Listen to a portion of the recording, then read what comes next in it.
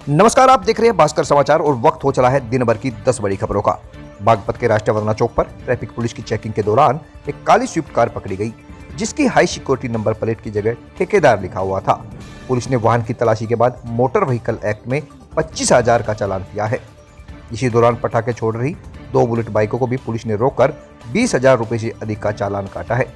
Traffic inspector Satyendra Singh ने लोगों से यातायात नियमों का पालन करने की अपील की।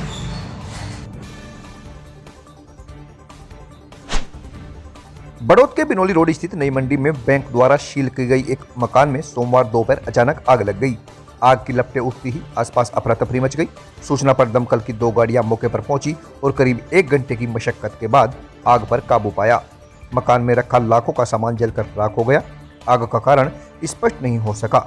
बताया गया कि मकान मालिक पिछले 3 साल से यहाँ नहीं रहते हैं।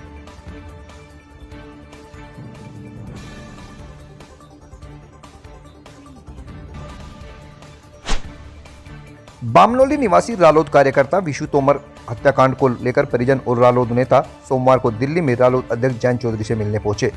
मुलाकात न होने पर निजी सचिव को शिकायती पत्र सौंपा गया। परिजनों ने बताया कि विशु का शव 4 नवंबर को लोनी में मिला था, जिसका पुलिस ने लावारिस में अंतिम संस्कार कर दिया। परिवार खुलासे से असंतुष्ट है और एक सर्विलांस सिपाही पर हत्या में भूमिका का आरोप लगा रहा है।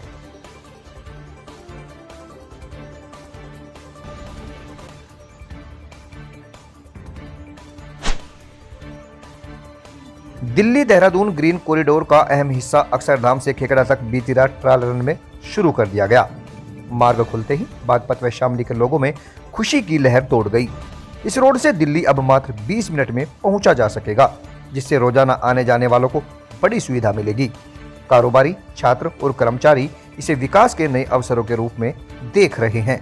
NHAI अनुमति के बाद वाहनों की आवाजाही शुरू हो गई है।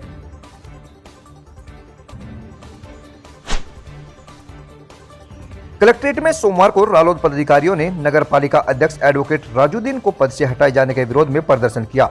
कार्यकर्ताओं ने डीएम को राज्यपाल के नाम ज्ञापन सौंपते हुए निष्पक्ष जांच और कार्रवाई पर रोक लगाने की मांग की। आरोप है कि दुकानों के आवंटन और क्रय कर रजिस्टर में गड़बड़ी आरोपित करना गलत है, क्योंकि वे कार्य अधिकारी करते हैं। रालोद नेताओं ने इसे राजनीतिक द्वेष बताया और चेयरमैन की बहाली की मांग उठाई।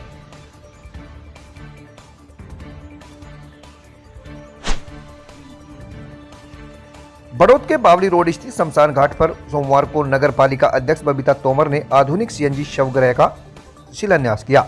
लगभग 94 लाख रुपए की लागत से बनने वाला यह शवगृह 3 माह में तैयार होगा।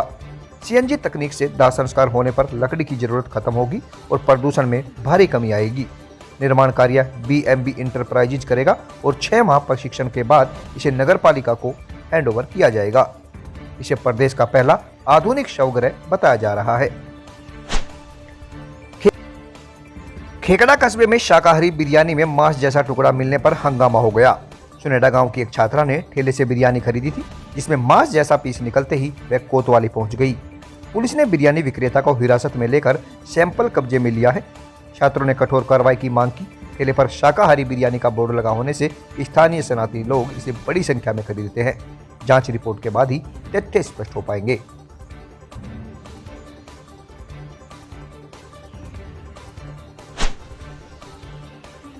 मविकला टोल पर किसानों के साथ अभद्रता और वाहनों को रोककर परेशान करने के आरोप में भाकियू टिकट कार्यकर्ताओं ने सोमवार को जमकर हंगामा किया। प्रदर्शन के दौरान किसानों ने आरोप लगाया कि टोल कर्मचारी मारपीट की कोशिश और झूठे केस में फंसाने की धमकी देते हैं। बढ़ते तनाव के बीच टोल के सीनियर मैनेजर सोहराब खान मौके पर पहुंचे और भविष्य में ऐसी घटना न होने का आश्वासन दिया। आश्वासन के बाद भाकियू कार्यकर्ता शांत हुए और धरना समाप्त किया गया।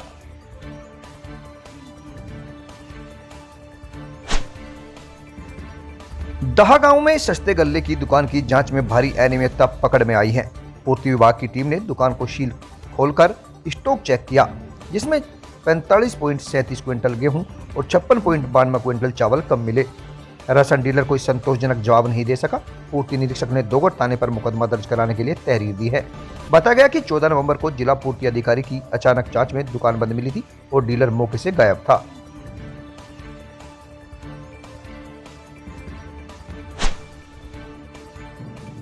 एडीएम न्यायिक शिव नारायण ने सोमवार शाम बागपत नगर पालिका में पहुंचकर प्रशासक का पदभार संभाल लिया। पदभार ग्रहण करने के बाद उन्होंने कहा कि शहर के विकास कार्यों को तेजी रफ्तार दी जाएगी और नगर की साफ सफाई पर विशेष फोकस रहेगा। उन्होंने स्पष्ट किया कि संपत्ति कर वसूली को दुरुस्त करने के साथ ही दुकानों के आवंटन से जुड़ी शिकायतों की निष्पक्ष जांच कराई जाएगी और दोषी पाए जाने पर सख्त कार्रवाई होगी।